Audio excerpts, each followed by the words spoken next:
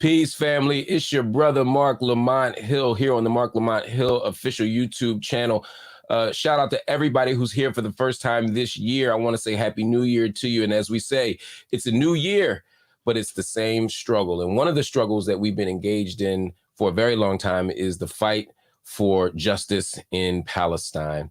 And maybe a month ago, we had on the great Dr. Norm Finkelstein. Dr. Norman Finkelstein, of course, is a brilliant political scientist, a brilliant scholar, a brilliant political historian of Israel and Palestine. And for months, certainly since October 7th, he has been front and center talking about these issues. And we had a wonderful conversation with him. My only regret was that it couldn't go longer. So we are bringing back to the channel Dr. Norman Finkelstein, who is here to share with us what's going on now. Professor, Happy New Year. Good to see you. Thank you so much, and Happy New Year to you and Princess, your staff, who has been very helpful for me. Absolutely. She's the best, man. I've been thinking a lot about sort of where you are in the public sphere right now. You're obviously well known in Middle Eastern studies. You're well known around the issue of Israel and Palestine in particular. But since October 7th, I have seen you on so many major news outlets. I've seen you front and center on television in a way that I hadn't in many years. First of all, for you, what's that been like for you as an experience? Well, I want to give an accurate picture. You know, I'm a stickler for facts. Yeah. In fact, I've not been on any television in the United States, not one program. I never have been. I just turned 70. I have never been on any local or national television in the United States. In the case of the UK, I would say, by the current standards, you'd say 2 high-profile programs, namely Piers Morgan, I was on twice, and Russell Brand. But except for with those 2 exceptions, I've not been on any British television either. And I've been available. It's true in the Arab and Muslim world, requests were made of me, and because of constraints on time, I wasn't able to meet those requests. But everywhere else, I've not been available because one shouldn't have, I think, unrealistic expectations about how much the media has changed. It has changed, and we can talk about that. But for example, I've written the only political history of Gaza. So you would think I would be in high demand because suddenly Gaza bursts on the scene, and you would want the person who's written the only book on the subject. And the book was actually published by a very respectable press. It was University of California Press.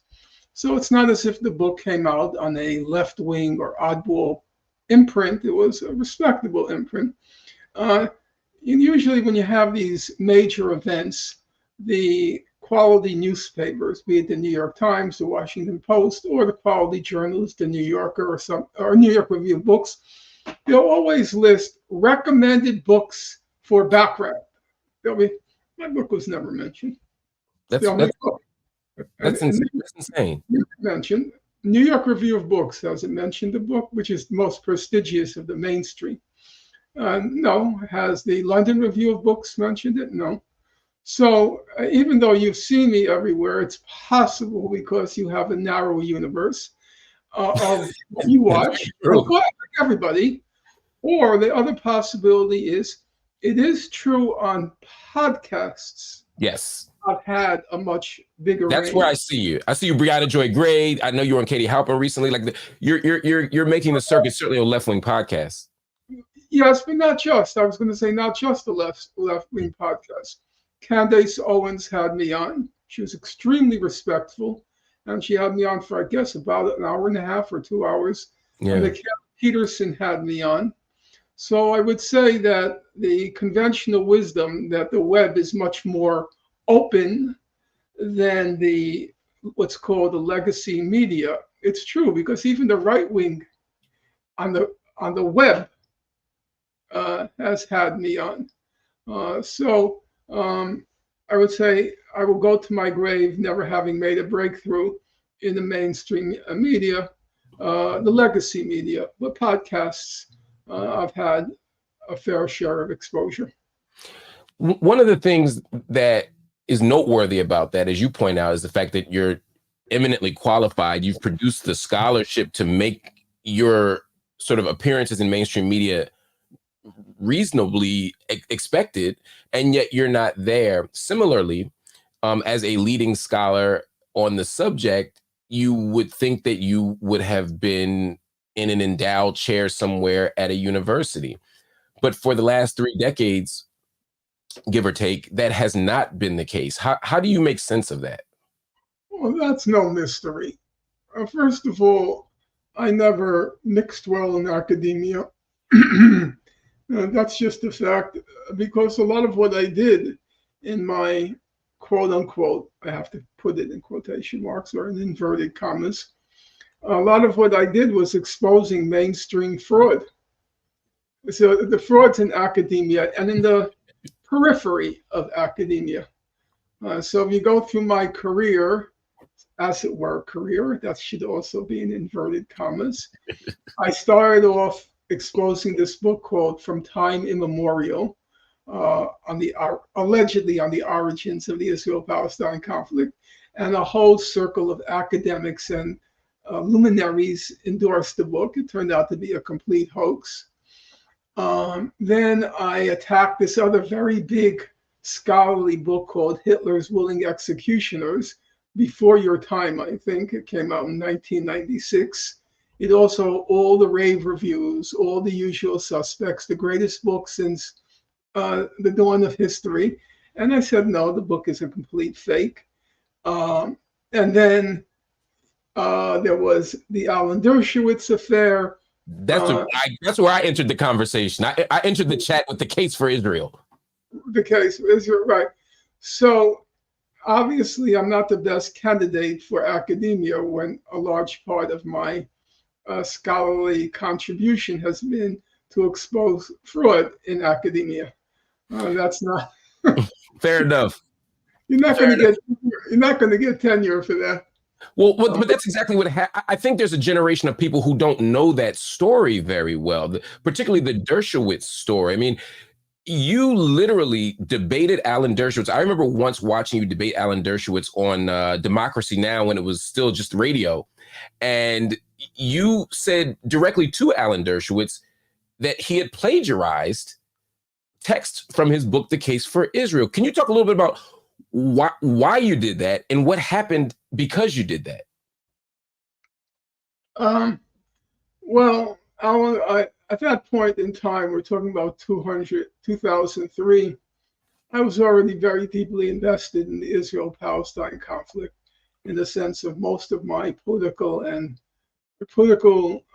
activity and scholarly investment was in that conflict. And I knew the literature like the back of my hand at that point. So my good friend at the time, Noam Chomsky, recommended that I read the Dershowitz book. I said, well, Dershowitz scholarship, no. But he said, no, it's having a big impact. You should read it. And I did sit down and read it. I have to say it was amusing, because in the early chapters, it was just plain that he has plagiarized Joan Peters, From Time Immemorial. So that was like a double whammy. First of all, he was plagiarizing, and second of all, he was plagiarizing a hoax. A book that had already been exposed as a hoax, by the way, by me. So I contacted Amy Goodman, who I knew through a mutual friend, and I appeared on the show. She invited Professor Dershowitz and myself, and I confronted him with two kinds of challenges. Number one, that significant portions of the book were plagiarized, and number two, that every substantive fact in the book was false, flat out false, not gray areas, flat out false. These were threadbare, flagrant, blatant lies that he had assembled in this so-called book. So that was my initial allegations, two of them, plagiarism and falsification. And then in the course of the debate, which lasted a very long time, there was one half on air and one half off air. And eventually the whole thing was consolidated and put on air. I eventually came to the conclusion, in retrospect, I think it was a rational conclusion, that he was so ignorant of the content of quote unquote, his book, that it was clear he hadn't written it. And it was also clear that he hadn't even read it closely. So I did confront him with that third charge, and I said that I went on to say that subsequently, that every single substantive claim in the book, from the author's name on the cover to the last period in the book, was a lie. Now, Professor Dershowitz was very irked by what happened. It was, for him, a supremely humiliating experience, because you have to understand how these interviews work. When you publish a book, your publisher, if you're a good publisher, I don't mean the ragtag publishers I have, but if you're a good publisher, part of the publicity material is they ask you, what questions would you like to be asked by your interviewer? And so you put down 4 or 5 questions. So when you normally get interviewed for a book, the interviewer is simply asking you what you told them to ask. So they're always very prepared, on top of the game, because they figure they're going to be asked these softball questions, which they have already had vetted by the interviewer. So he wasn't prepared for what I did, which is to say, as I said, I read his book twice. I was as I always do, I would never appear on a show with an author if I hadn't read the book at least twice. That's my personal standard. Well, then Professor Dershowitz went around saying that, quote, Amy Goodman and I had ambushed him. Ambushed him. And I replied, well, there is a certain truth to that. Was it fair that of the 2 of us, only one of us had read his book?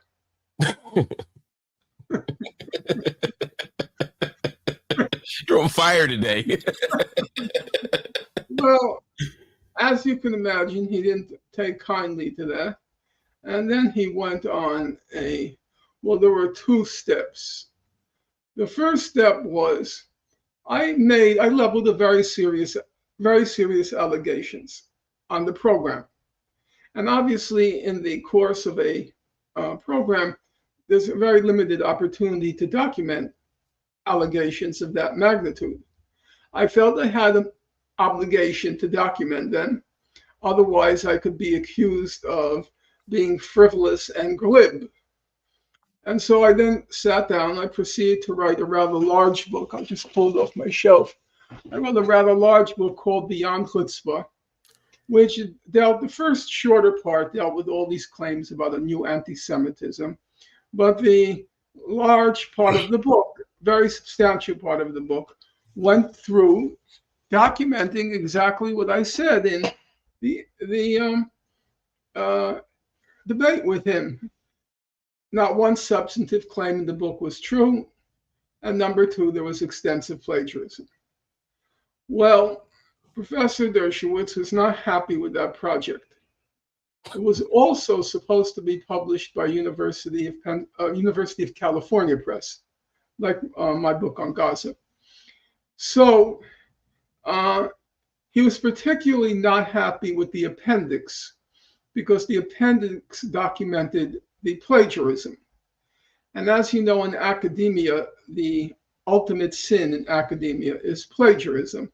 It's the equivalent in international law to genocide, or in domestic law to pedophilia. To commit plagiarism is the ultimate crime. Well, he was not pleased with the book, in particular the plagiarism allegations in the appendix to the book. And so then he proceeded to try to suppress it. So you will recall perhaps, no, you won't recall because it just happened. Alan Dershowitz went on a program, Newsmax is it called? Yeah. Yesterday, in which he attacked President Claudine Gay on the grounds that she was not willing to release her research material pertaining to her book, so allegations against her could be cross-checked. And he said this is a gross violation, a gross breach of scholarly etiquette. If your research findings have been challenged, you have to release them. Well, what happened? What happened? Firstly, Professor Dershowitz went to the governor of California. Why the governor? Because the book came out from a university press. And if it's a university press, the Board of Regents for California is the oversight. And the governor is a member of the Board of Regents. So the governor at the time was Arnold Schwarzenegger. And Alan Dershowitz went to Arnold Schwarzenegger and asked him to prevent publication of the book. Schwarzenegger said, no, that's a violation of academic freedom. I'm not going to do it. Whether he knew what academic freedom was, or just his lawyers told him that, be that as it may, Dershowitz lost that round. He then boasted to the Boston Globe. He said to the Boston Globe, if you publish that book, I'm going to own your press. Wow. Which is true. You know, this was not an extravagant claim by him, because university presses have a very modest budget. And Professor Dershowitz could drag you through court for years. Right. You know what the court fees are? No. He can do it on his own time, but they have to hire lawyers. Right. The press told me, look, Norm, you have to understand our problem. The head of the press said to me at the time, if he sues us in New York, we don't even have the money to fly in our editorial team. Wow. So he was not being brash when he said, I will own your press, I'll bankrupt you. Yeah. Well, that caused a crisis with the press, about which I'm not going to go into further now. And then what he did was he had one of those white shoe law firms, and they sent a letter to University of California Press, and I'll give you the exact wording. It was a very long correspondence, but there was one line that sort of just lifted off the page. I'm quoting you now word for word. He said, if you don't remove the appendix now, it's going to be a very painful operation later. It was like out of a mafia film. Yeah. We're going to take out the lead pipe. We're going to take out the lead pipes and break your kneecaps.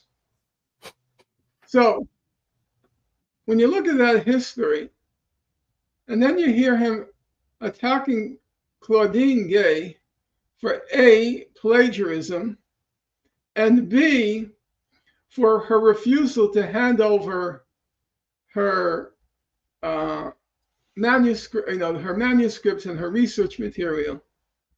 It's breathtaking. I did make the claim. I said to you, I'm not going to revise history. I said I didn't think he wrote the book. Well, he got, of course, very hot under the collar about that. He said, I have my handwritten draft writing that book. I said, okay, that's an interesting data point. Right. Would you mind letting me see that? He didn't let me see it. I requested it.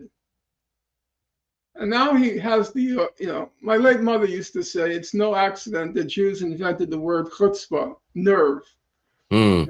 He has a chutzpah to attack Claudine Gay. It's a real sight to behold. Let me ask you a question about, because I want to get to Claudine Gay too, because that speaks to this broader academic issue. But it wasn't just the publication of your book. You were denied tenure at DePaul University. There were 3 stages. There was the debate. then there was the book, and then, as Professor Chomsky said at the time, Alan Dershowitz went on a jihad to stop me from getting tenure.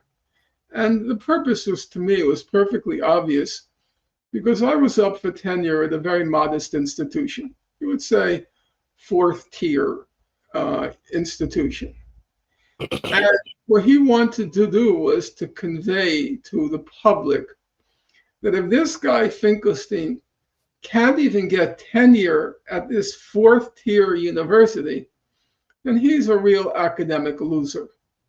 So he was determined that I would be stripped of any academic title which might in any, even the tiniest way, legitimize me and thereby legitimize my scholarship. And he engaged in activities which were, if I can use the most euphemistic language, which were squalid and sordid. He assembled a 60-page dossier on me, which he sent to every single university official, administrator, and faculty. Just for the audience's benefit, Alan Dershowitz himself described this dossier as quote, Norman Finkelstein's most egregious academic sins, and especially his outright lies, misquotations, and distortions that are not incidental to Finkelstein's purported scholarship. They are Finkelstein's purported scholarship. You know, I'll tell you, he produced so many dossiers on me. I can't remember. Do you happen to know how many pages that one is? I believe that one was 62, but I'll double check that. That's the one. That's the one. Yep. And that was already the era of email and attachments. So he sent it to everybody in the university. Then he wrote an op-ed in the Wall Street Journal telling them not to give me tenure. And then he wanted to get a rise out of me. He wanted to get under my skin. So he began to go around saying, and posted on his Harvard Law School website, that my late mother was a Nazi collaborator. My God. Wow. And at that time, the dean of the law school was Elena Kagan, who subsequently joined the Supreme Court. And I asked Elena Kagan, I said, does Harvard Law School website, does it have any parameters, any limits? And she said, well, yes, we have, but we have very broad parameters. Okay. So this is Justice Kagan. So I asked her, I said, what is the evidence for that claim that Professor Dershowitz is making? And she said, I don't know. It's his business, not mine. So I said to her, well, let's take a hypothetical. How about if a professor posted in the Harvard Law School website that your mother was screwing around with the rabbis in the neighborhood? Wow. How long would that stay up? How long would that stay up, Ms. Kagan? Now, you might laugh and say, wow, but my mother's whole family was driven into gas chambers. She's the only one that survived. Which is more disgusting, to say your mother effed around with the rabbi, or that your mother was a collaborator with the people who gassed her family? And I knew what he was trying to do. He was trying to get a rise out of me so I would sue him. And then he could claim, you see, we're both trying to suppress speech. That was the strategy, because at that point he looked bad. Right. After the Schwarzenegger, after the letters and the statements to the Boston Globe. So he wanted to put me in a position of trying to suppress his speech.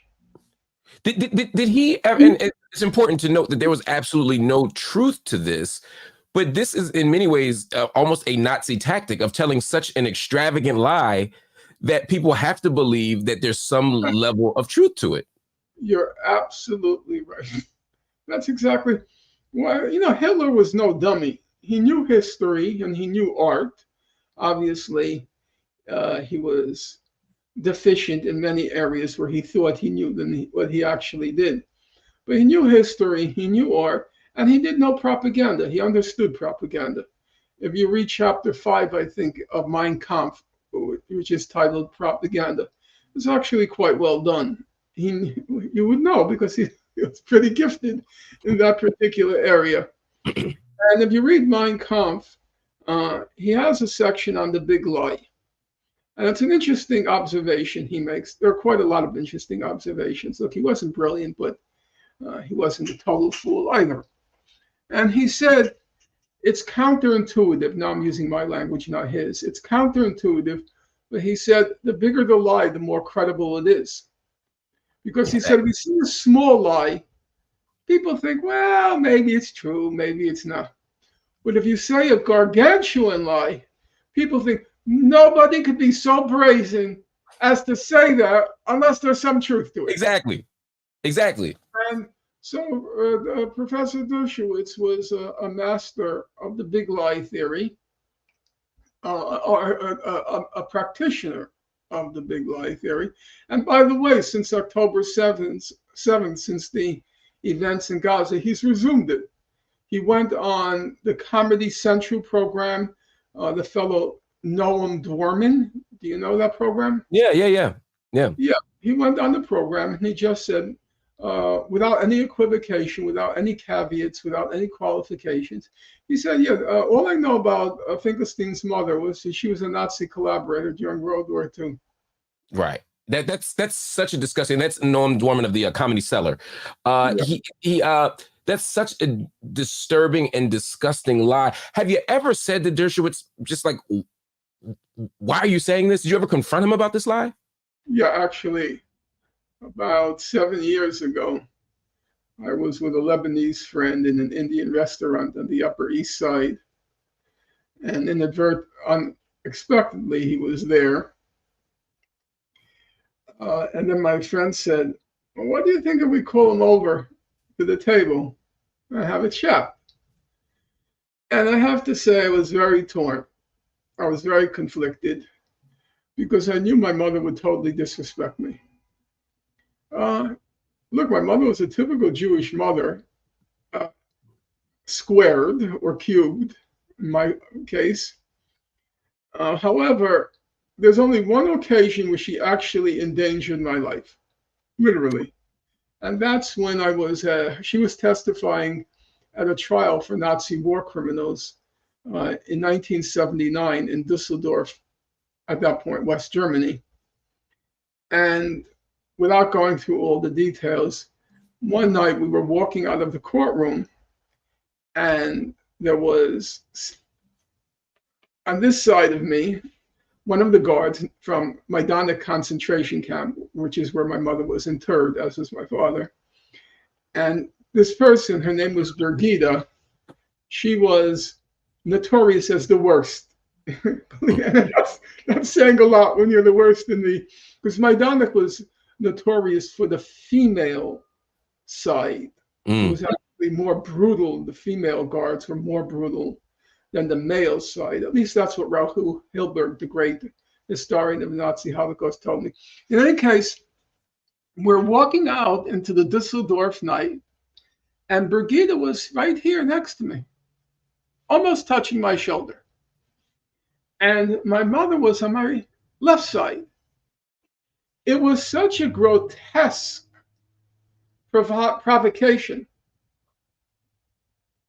My mother once said, we always dreamt in the camp that one day we're going to get our vengeance on these people. And here she was. I didn't say anything. I just kept my peace. I waited for Birgitta to get you would say the equivalent, I see it in my mind's eye, I would say equivalent of 3/4 of a block down. And I turned to my mother. I said, do you know who that is? And my mother squinted, and then her face just lit up. And she said, Birgitta? I said, yeah, it's Birgitta. And I said to my mother, what do you want me to do? And she went, get her! Get her! They think we're sheep. Get her. Now, as I said, I tell you the story because my mother was a Jewish mother. Yeah. Protective of the children to a fault, for sure. However, when it came to that, all bets were off. She wouldn't care if I got killed. I swear to God. She was seized. Get her! Get her! So I tell you the story because Dershowitz called my mother a Nazi collaborator. And now I had to wrestle. Should I talk to him? Well, in the Indian restaurant, should I talk to him? I have to say, a part of me was curious. He destroyed me, and there was a certain curiosity, I have to admit it. So I said to my friend, okay. And he came, Dershowitz came, and we talked. And I did ask him, why did you say those things about my mother? And he then started to babble. Well, you know, I read. I said, look, Professor Dershowitz, I know your academic record. It's impressive. I won't deny that. I never deny things like that. Smart is smart. A good athlete is a good athlete. A good musician is a good musician, whether I like them or not. I said, you know, started off in Brooklyn College, a modest school. You then got catapulted to Yale Law School. You graduated first in your class. That's a real achievement. I would not gainsay it. I said, but I said, I've read all your books the last 20 years, everything. I said, it's complete garbage. And it was interesting, his reaction. His reaction was he shrugged his shoulders like, what can I do? He didn't deny it. No, he didn't deny it. And then after that, I said to him, so please don't tell me you read anything anywhere. You knew what you were saying was a lie. And here was his response. His response was, well, you said that I plagiarized. Wow. As if to say, what did you expect me to do after you said those things? So to me, it was a backhanded admission. Of course, he knew it was complete fabrication. So that was my, it's all recorded. Actually, I have a record of the whole thing because the Lebanese guy decided to record it. Good for him. So I have a record of that for the archives of Alan Dershowitz. Actually, just today, his official biographer contacted me and asked me whether I would cooperate in being interviewed for the book. I haven't yet responded, but I will give him my sincerest condolences and no thank you. When you were going through that, did you think you'd get another academic job? Did you think that this would be the end of your professional career? No. I'll tell you, I'm an older man now and beyond tenure and beyond everything, nearly beyond life. No. So I can be candid about these things. I want to be because it's part of my record. I want the record to be accurate when I'm ashes to ashes and dust to dust. I want the record to be right for whatever reason, totally irrational, as is most of human behavior. When we were negotiating the settlement, because DePaul denied me tenure, it was clearly a political decision. Yeah, the political case, exactly. So we went through negotiations, and the assumption on both sides, my attorney, who was excellent, Lynn Bernabe, she's the top person in Washington, and their attorney. The assumption was, oh, Finkelstein, he has such a huge academic and a scholarly output. He's a brilliant teacher. He'll get a job in 2 years. So the assumption when we had to work out a figure for the final settlement, I would tell you what the figure is, but I'm not allowed to. It's the confidentiality clause in the agreement. So that will have to wait until after my death. But the total settlement was predicated on I'll be employed again. And what happened was after 2007, I never had another job in my life. Actually, I never had a job. I only had 4 years at the pool where I was being paid a regular salary, which wasn't much. I started out at $52,000, and then they lowered it to $48,000 because they were trying to get rid of me. So they figured out a way to humiliate me, get me so angry. But otherwise, I was always an adjunct. I earned between $15,000 and $25,000 a year because adjuncting positions paid between $2,500 and $3,000 per course. And because of the union rules, which was good, I don't quarrel with it, but you weren't allowed to teach more than 5 courses a year as an adjunct because the union was afraid that there would be no more tenured. Yeah, they specialize all the labor. They'd make everybody an adjunct. And, So I never earned anything between 15 and 25. But after 2007, I never taught again until 3 years ago. A very nice woman, I'll acknowledge her, the chair of the department, a Hunter. Her name is Carolyn Somerville. She was the chair back then. There's a new chair now. And she's African-American, soft-spoken. And I went to her, I say, I'd like to teach again, even though I was already, past retirement age. And I said to her, but I have to warn you that there are many people in this school who do not like me because I taught at Hunter as an adjunct from 1992 to 2000, and they got rid of me for political reasons. That was the year the Holocaust industry came out. Right. There are many people here who don't like me, and they still are in powerful positions.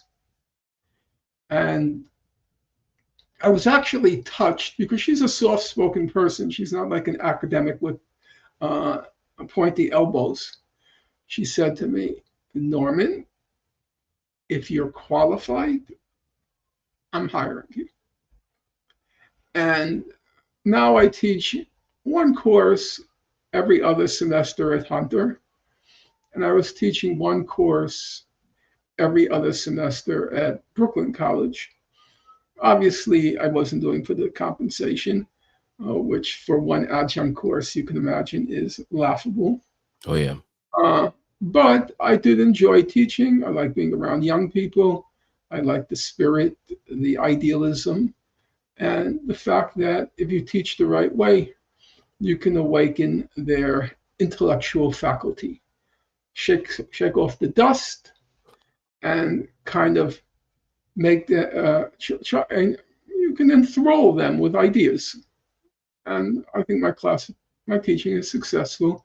That's not tooting my own horn. I think it's objectively correct.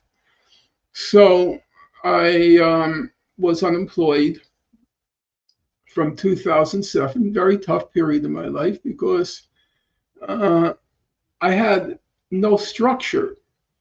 Whatever kind of work you do, so long as it's work, there is a kind of external structure imposed on you.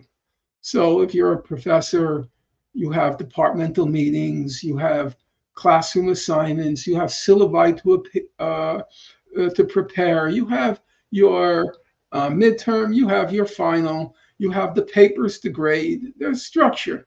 Even if you're just like a journalist, you always have deadlines. You always have gigs and deadlines, But when I was in that position, it was like I get up each morning, okay, I have to justify my existence. What am I supposed to do? I wasn't sure. I wasn't getting any compensation. And compensation often is a form of justifying your existence, you know. Uh, and so it was a very difficult period. And fortunately, now that's all over because I'm too old for tenure or any of that sort of well, that paraphernalia. Do you see anything that happened, the commitment to forensic scholarship that you engaged in early in your career, the public challenge of Dershowitz, is there any of it that you would do differently? Not at the ethical level. I know you feel like you made the right choices, Mhm. but at the tactical level, like would you have waited until tenure to do those things? Would you have moved differently? No, I would never. I'll tell you a couple of stories. Uh, Number one, I was very close with Professor Chomsky and his first wife. She passed from cancer, Carol Chomsky. And we were, I wasn't like his three children, but we were close.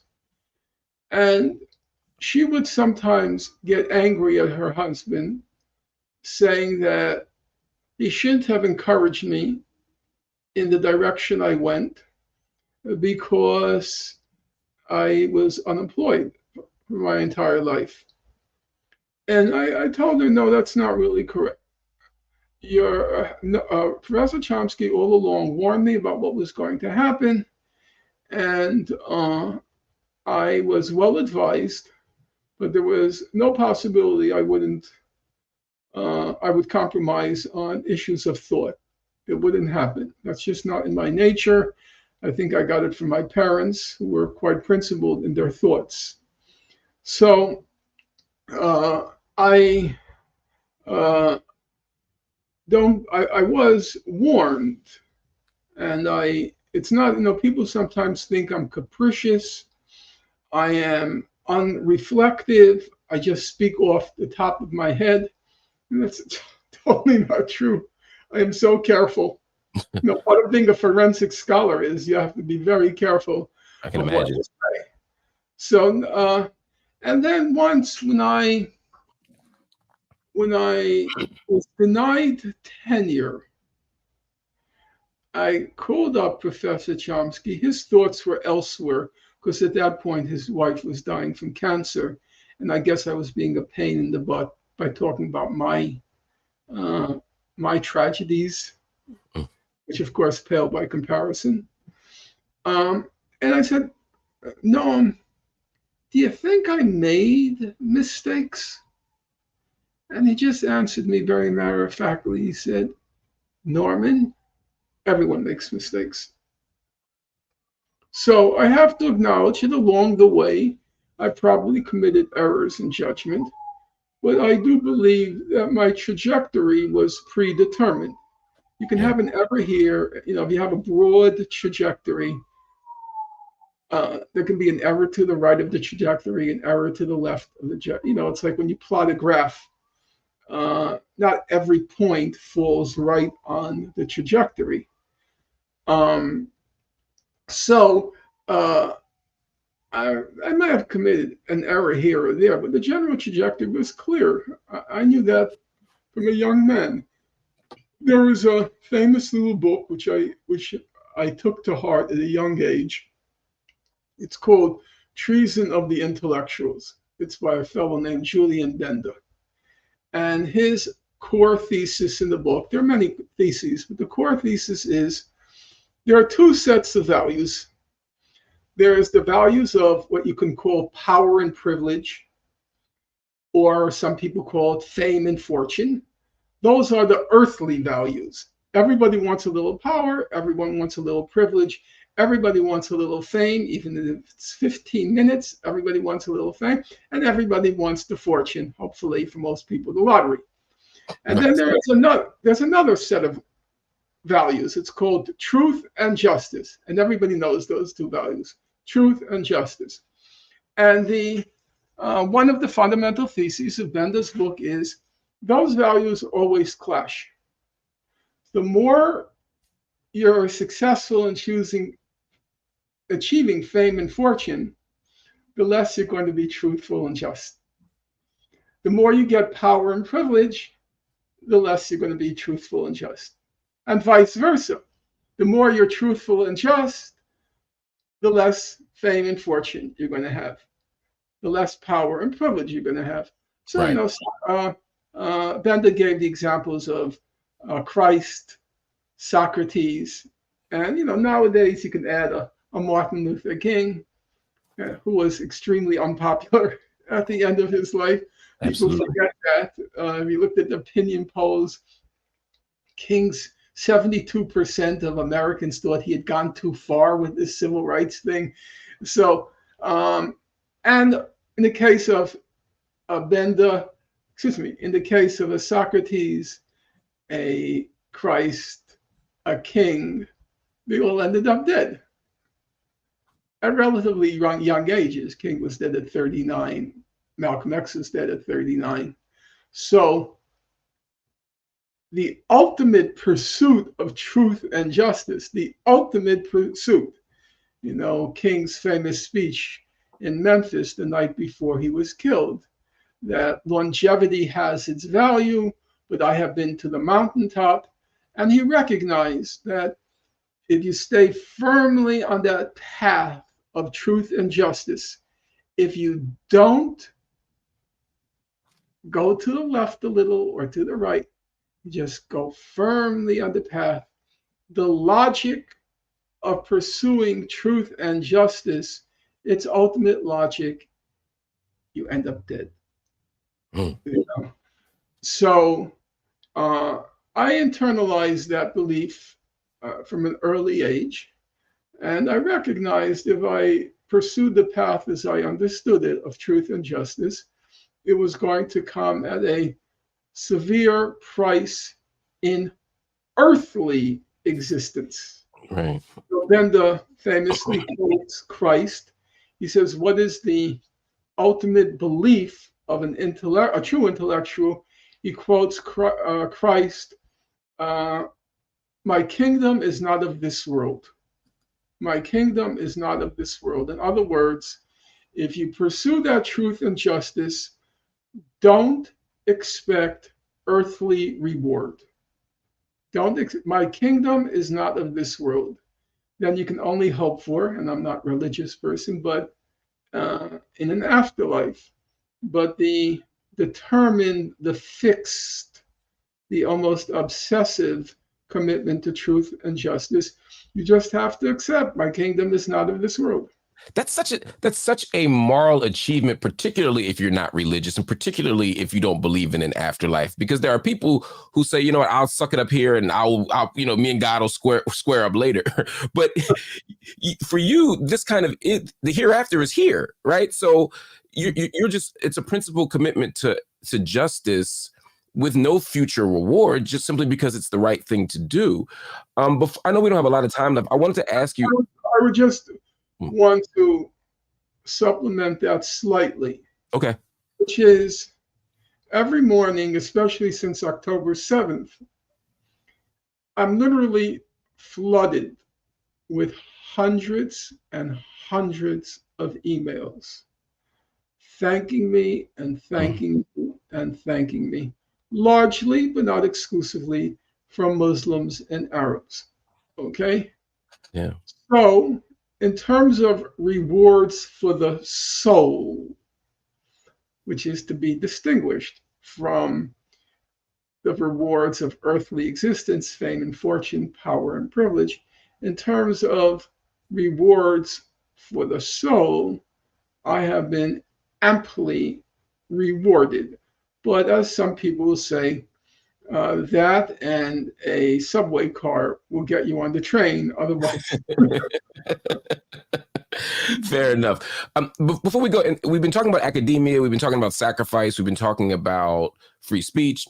All this stuff leads us to the final thing I wanted to talk to you about, which is the Claudine Gay affair at Harvard University. Just yesterday, she tendered her resignation from Harvard University as its president, although she said that she would remain on the faculty. All of this obviously has been brewing since the moment she ended her remarks in Congress over a month ago now regarding anti-Semitism on college campuses, etc. How are you making sense of the Claudine Gay affair? The Claudine Gay affair has obviously many aspects. If you attend to the Brianna Joy Gray, Ronnie Suave face-off on that, which is actually very painful to watch. But it obviously has many aspects. I would say the most significant aspect, in my opinion, it's the most audacious assault on academic freedom since the beginning of the 20th century. I don't want to go into a long disquisition now because time doesn't allow.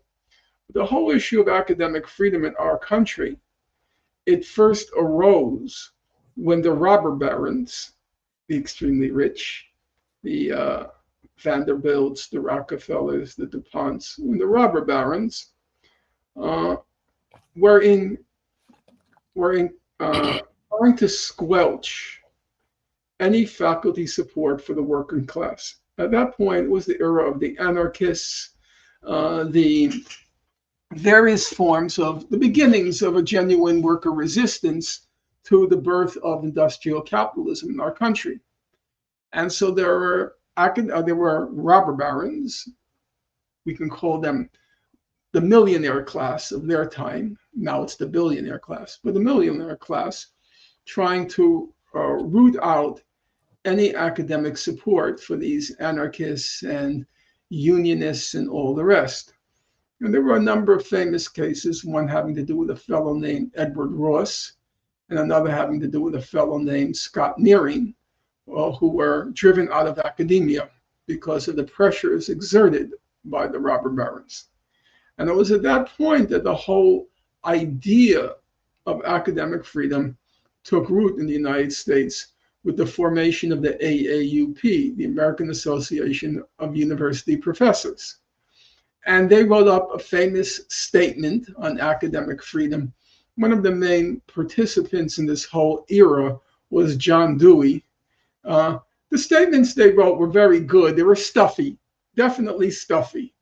I would not have done well under their standards, but the basic principles, I think, were correct. Now, there was another major assault attempted in academia, which everybody knows, the McCarthy era, when the government tried to stifle any dissent in academia. But now this is the third round, and it harkens back to the first round because a billionaire class, in this case a Jewish billionaire class, is trying to stifle academic freedom, but in ways which are actually without precedent and which are actually quite extraordinary and ominous. Because in the past, take my case, I was a utterly marginal figure. So getting rid of me didn't have like huge repercussions for academic freedom. It did not. It was a fourth-rate university, and it was a squalid affair. And even in the era of the robber barons, the professors who were deprived of their positions were relatively modest. They were good. But this time, they've lined up college presidents at the top universities in our country. The three presidents at the hearing were the president of Harvard, the president of MIT, and the president of University of Pennsylvania.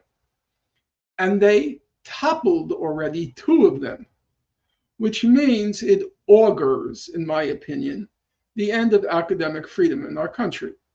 I think President McGill of the University of Pennsylvania, she said, if they succeed, which they did in her case, then this will be a catastrophic precedent.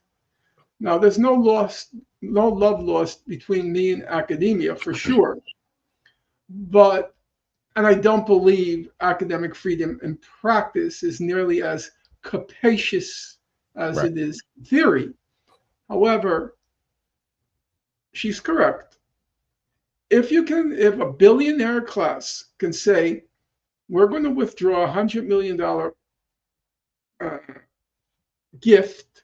We're going to withdraw. In the case of U of P, it was the $50 million gift to the Wharton School. Yep. And unless you do what we say, well, the writing is on the wall. If you can get rid of a president, of course you can get rid of faculty. If you can get rid of president, you can get rid of courses. If you can get rid of a president, it means there's no safe place any longer in academia. All the billionaire class has to do is use its clout, and it can get its way on anything. And what's additionally striking about the current episode in the history of academia, what's particularly stunning is it's done all out in the open. Yeah. It's completely brazen. You know, in cases like mine, what did they fire me for? Oh, they fired me for it. They said he's not civil. Yes. Colleagues. Yes. Which is the same argument they made about Stephen Salaita, right? They said that he was uncivil. And with him, it was on Twitter. With you, it was with colleagues outside the university walls as well. I mean, that's a hell of a standard. Well, according to the AAUP, that's an illegitimate standard because they have standards on academic freedom. I'm not going to go through it. It's an illegitimate standard, but it's also it was clearly not why they got rid of me. Actually, I got along with people. I had very little to do with the university because in those years when I was at the pool, that was the height of public interest up until now with the Palestinian question. It was the second intifada, and then there was Operation Cast Lead in 2007. So I was all over the world. Literally, I was flying all over the world. Never missed a class, never was late for a class, but I was flying everywhere. So I was not even in a civil or uncivil relationship with faculty. But this time it was completely brazen. And it's interesting. Look, facts are facts. If you want to dispute with me facts, fine, and I'll be willing to argue and admit I could be wrong, because we have to all acknowledge our fallibility. But what's going on now, it's very interesting. If you look at the New York Times this morning, it has a big articles on the Claudine Gay case, and they cast the whole contretemps between Claudine Gay and the other side. They cast it in terms of the right-wing conservatives, Ramaswamy, Stefanik, and the whole Jewish element just vanished. It just vanished. How did the whole thing begin with Claudine Gay? It was when the Jewish billionaire class threatened to withhold money. Now, it's true. After the Jewish billionaire class started the ball rolling, then the conservative right wing joined in. No question about that. Christopher Rufo of the world stepped in. Excuse me? Christopher Rufo of the world stepped in. Exactly. Precisely. The Christopher Rufo discovered we have a good thing going here. Let's go for it, okay? But without the threat of withholding money, nothing would have happened. Even with a plagiarism allegation, I mean, you talked about earlier about it being the gravest sin of academia, and now this woman has what seems to be a lot of them. Okay, first of all, I have to always acknowledge where I lack expertise. I've looked at some of the instances that have been cited. I'm not going to make special dispensations. I'm not going to try to extenuate. Looking at them one by one, I have to say they struck me as quite trivial. You know, I guess it was one case where she didn't credit, one case where she didn't reword it sufficiently. Do you know what goes on in academia? Do you have any concept? And I'm talking to the top schools. You have a person who's the head of a lab, right? Their assistants do all the work in the lab.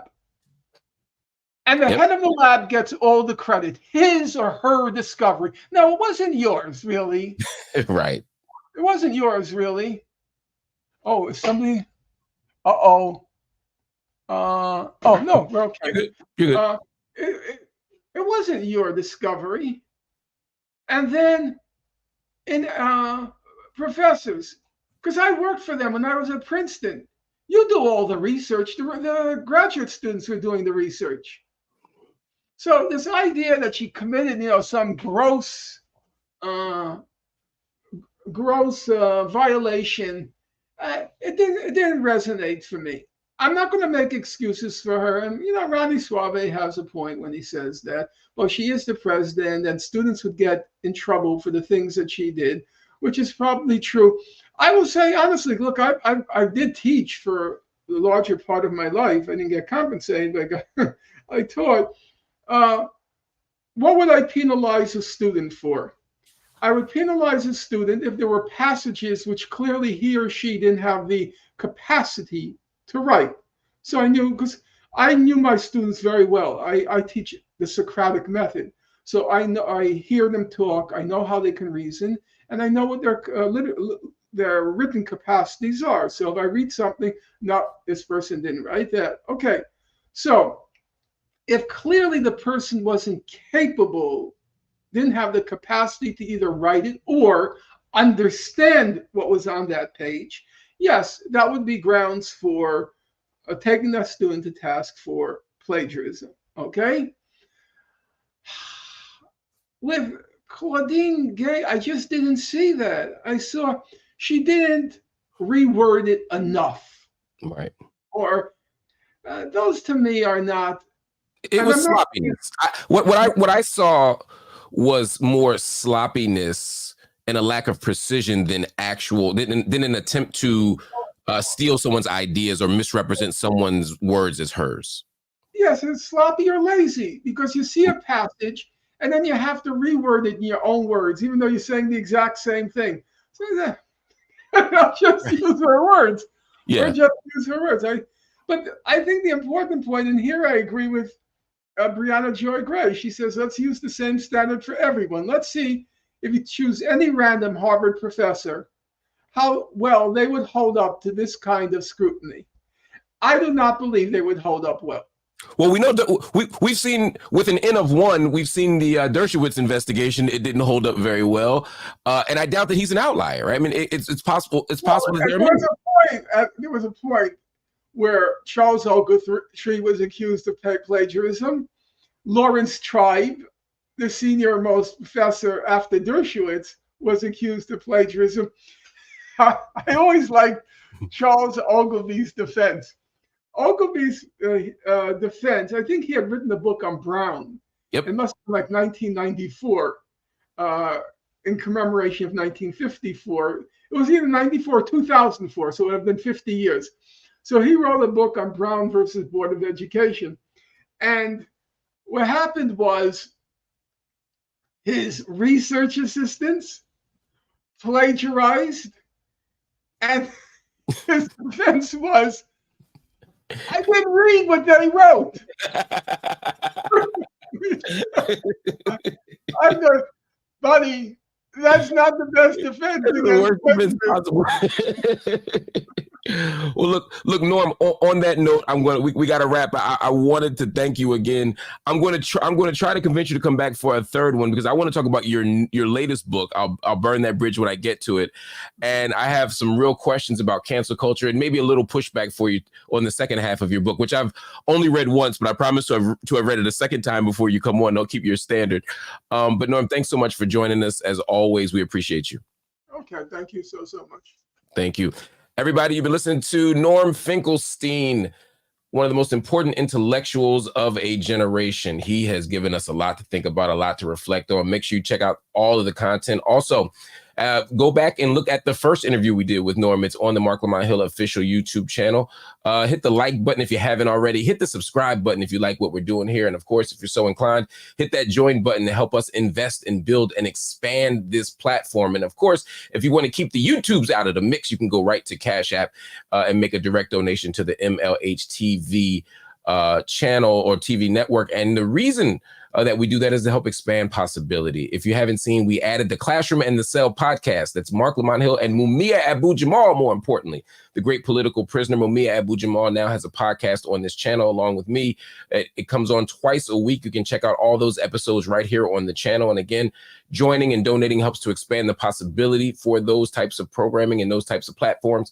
But beyond that, we just want you to check out all the content, all the information, so that you can help expand radical discourse, expand political education, help wake up a lot of awareness among people at a moment where so many people are still sleeping. So I want to thank y'all. Keep the faith, and let's keep on fighting. Love y'all. Peace.